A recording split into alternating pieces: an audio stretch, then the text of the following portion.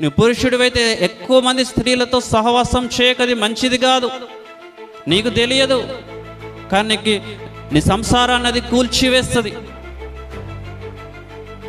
నువ్వు పురుషుడివైతే స్త్రీతోటి, నువ్వు స్త్రీవైతే పురుషుడితోటి నువ్వు ఎక్కువగా మాట్లాడద్దు, ఎక్కువగా సహవాసం చేయొద్దు. ఏమి లేకపోయినా, ఏమి ఉన్నా, ఏమి లేదు, మీ ఇద్దరి మధ్యలో ఏమి లేదు,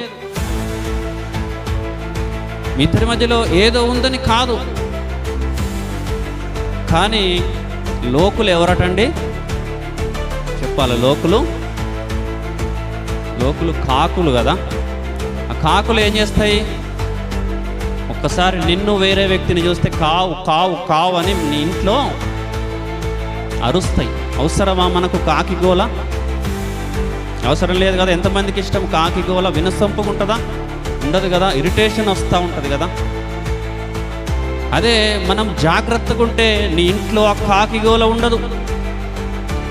నువ్వు జాగ్రత్తగా ఉండి నీ లిమిట్స్లో నీ ఉంటే నీ కుటుంబము దీవించబడుతుంది, నీ బిడ్డలు దీవించబడతారు, నీవు దీవెనకరంగా ఉంటావు, నీవు ఆశీర్వాదకరంగా ఉంటావు.